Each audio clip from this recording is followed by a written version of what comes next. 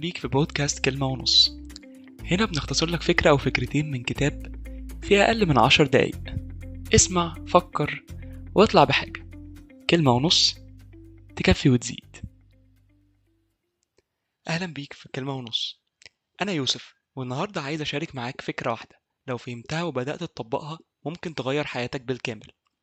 الفكرة دي اسمها سر 1%. ودي مش جملة لإثارة الجدل، دي رياضيات وعلم وتجربة حقيقية. حلقتنا النهاردة من كتاب Atomic Habits، العادات الذرية لجيمس كلير. يعني ايه تتحسن 1% كل يوم؟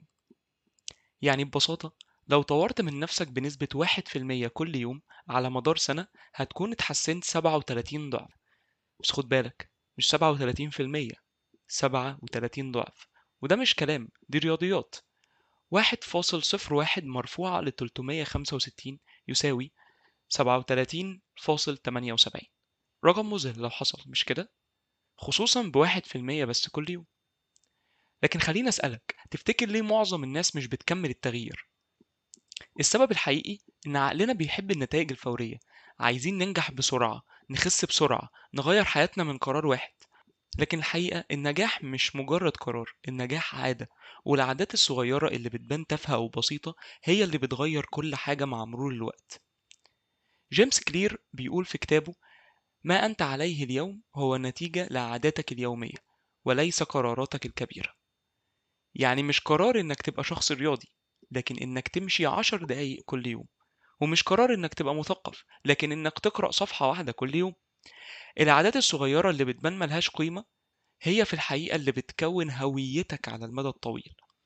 مثال بسيط: تخيل إنك تبدأ عادة صغيرة جدا، تشرب كوباية مية أول ما تصحى من النوم. عادة تاخد منك 10 ثواني بس، لكن مع الوقت هتخلي جسمك أنشط وهتفتح باب لعادات صحية تانية.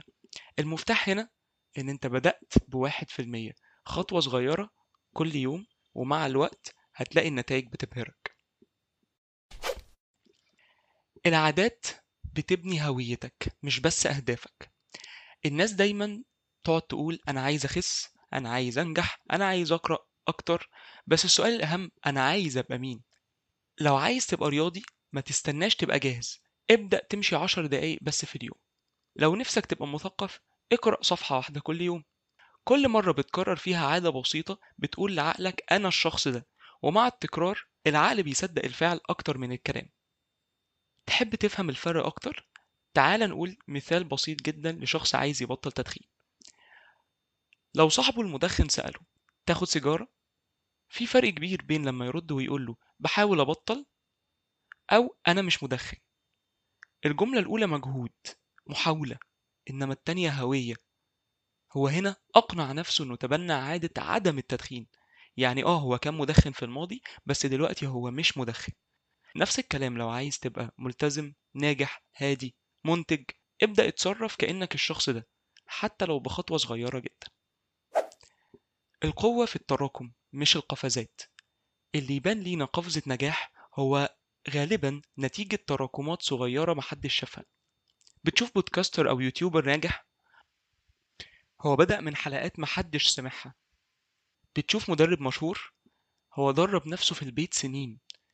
النجاح شبه مكعب التلج، تبدأ تسخنه من -5 ل4 ل3 ل2. مفيش حاجة بتتغير، لكن عند الصفر بيبدأ يدوب. السؤال هنا بقى، هل النجاح حصل عند الصفر؟ لأ، النجاح حصل في السخونة اللي كانت بتزيد من تحت الصفر. الكتاب بيشرح 4 خطوات أساسية عشان تكون عادة ناجحة. أول حاجة، اجعلها واضحة، خليك عارف هتعمل إيه بالظبط. تاني حاجة، اجعلها جذابة، اربطها بحاجة بتحبها.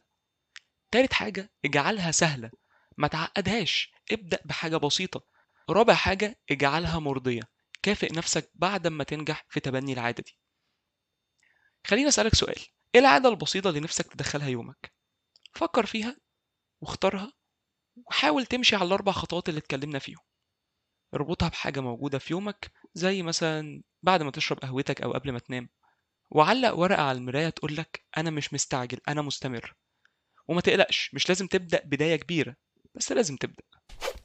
تعال نروح لتمرين عملي تقدر تبدأ بيه عادات جديدة. ساعدني شخصيا إن نتبنى بعض العادات بجانب الأربع خطوات اللي فاتوا. هات ورقة واكتب عليها 3 صفات نفسك تكونها، مثلا مثقف، رياضي، هادي. بعد كل صفة اسأل نفسك إيه أصغر عادة أقدر أعملها تثبت لي ولعقلي إني الشخص ده. مثال: لو قرأت صفحة واحدة يوميا كده أنا بقيت شخص مثقف. لو عملت 10 ضغط أو اتمشيت 10 دقايق بتركيز كده أنا بقيت شخص رياضي. لو عملت تمارين تنفس من 3 ل5 دقايق كده أنا بدأت أبقى شخص هادي وأتبنى عادة الهدوء. ابدأ بحاجة بسيطة، مش لازم تبدأ بقوة، بس لازم تبدأ بثبات. قبل ما أقفل الحلقة خليني أقول لك أقوى اقتباس من الكتاب: You do not raise to the level of your goals. You fall to the level of your systems. فكر، إيه أول عادة صغيرة ممكن تبدأ بيها النهاردة؟ عادة بسيطة تبني بيها نسخة جديدة منك بعد سنة. أنا بدأت عادة صغيرة، أشاركك كل أسبوع بكلمة ونص. وإنت هتبدأ منين؟ دي كانت كلمة ونص. لو عجبتك الحلقة شاركها مع اللي بتحبه، واستنى الحلقة الجاية. كل كتاب وراه فكرة، وكل فكرة ممكن تغير.